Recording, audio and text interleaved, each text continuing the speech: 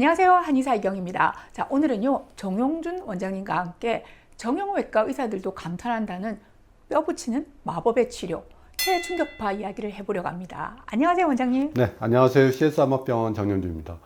보통 충격파 치료하면 이 어깨의 석회나 족저근막염 같은 염증 질환 치료로만 생각하실 텐데요. 그런데 사실 알고 보면 충격파의 강력한 에너지가 부러진 뼈를 붙이는데 어마어마한 역할을 한다는 사실 모르셨을 겁니다. 수술을 했는데도 뼈가 안 붙어요. 6개월째 통깁스 중인데 차도가 없습니다. 또는 저희 애가 운동하는 나이인데 스트레스 골절이래요 하시는 분들에게 정말 반가운 영상이 될 것 같습니다.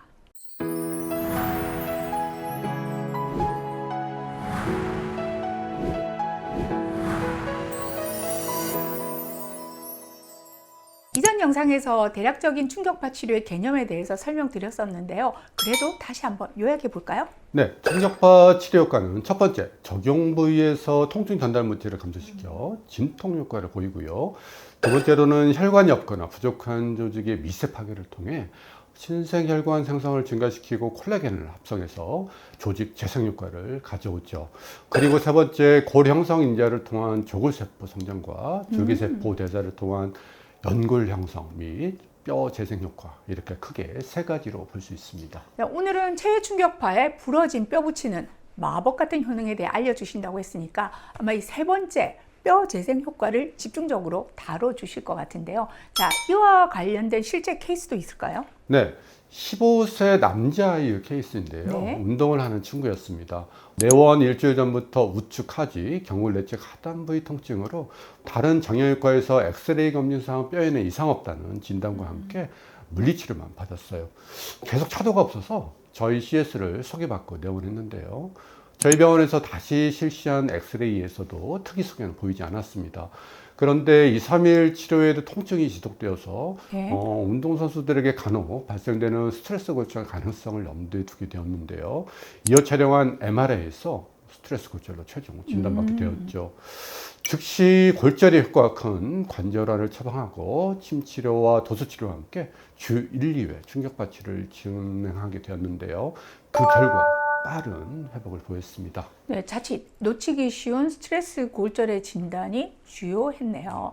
역시 운동선수를 많이 관리해본 CS의 의료진의 경험이 빛을 발한 순간 같습니다. 자, 그런데요, 골절 진단을 받으면 대부분 이 안정만이 답이라고 골절 부위에 절대 충격을 주면 안 된다고들 생각하시죠. 그러다 보니 적극적인 치료 시기를 놓쳐서 개 중에는 후유증 등으로 오랫동안 고생하시는 안타까운 경우들을 종종 보게 되는데요.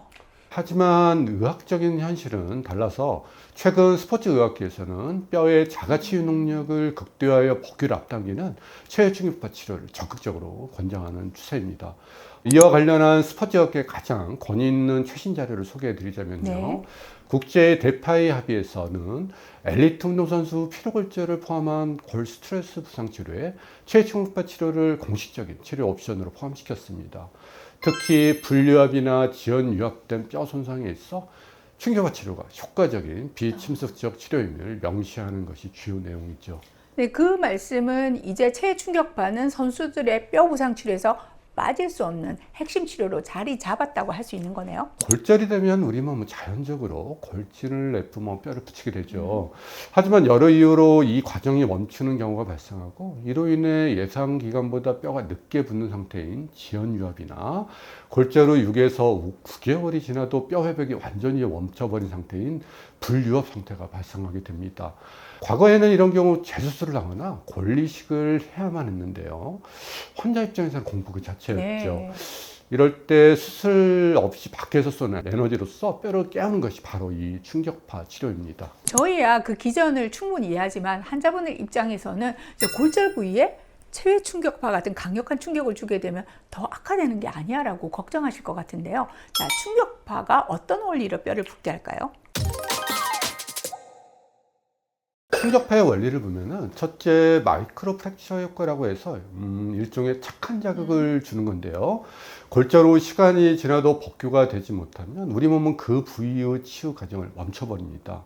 이때 충격파는 골절 부위 뼈 표면과 주변 조직의 미세한 균열과 손상을 의도적으로 만들어서 몸의 치유 과정을 다시 불러오는 거죠.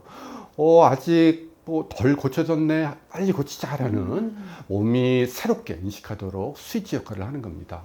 두 번째 원리는 뼈가 붙이려면 영양분과 산소가 필요하고 이는 혈액을 통해 공급하게 되는데요. 충격파가 혈관 내피 성장인자를 분비시켜 골절 부위에 새로운 미세혈관을 쫙 깔아주게 됩니다. 마지막 세 번째 원리는 충격파의 물리적 에너지가 주계세포를 뼈 만드는 세포로 변화시키는 건데요. 다시 말해 뼈를 만드는 공장, 풀가동시키는 셈이 되는 겁니다. 네, 이렇게 정리해 주시니까 정말 골절 후 재생의 충격파 치료의 효과가 대단한 것 같습니다. 자, 마지막으로 중요한 질문입니다. 최충격파 기기가 이런 효능을 모두 다 가지나요? 사실 그게 포인트입니다. 이전 영상에서도 말씀드렸듯이 최충격파는 집중형과 방사형 이렇게 두 가지로 나누는데요. 근육통에 주로 쓰는 방사형은 네. 뼈 깊숙이 에너지가 전달되지 않습니다. 네.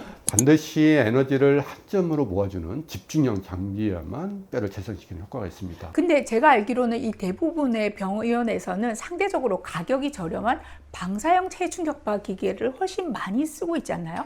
그래서 반드시 기종을 확인하셔야 하고요. 다행히 저희 CS에서는 독일 도녀사의 에어리스라는 최상위 기종을 쓰고 있는데요. 이는 기존의 집중형 타입에서도 한 단계 진화해서 에너지 침투 깊이를 조절하는 스마트 포커스 기능이 적용되어 다양한 장비 중에 활용할 수 있는 버전입니다. 그리고 마지막으로 당부드리고 싶은 것은 충격파 치료가 분명히 뼈 재생의 효과가 뛰어나지만 정지된 자연 치유 과정을 다시 시작하게 하는 마중물의 작용이라는 점. 그래서 한약이나 약침 그리고 단계적인 재활을 함께 할 때 가장 빠르고 건강하게 복귀할 수 있다는 점 꼭 기억하시기 바랍니다.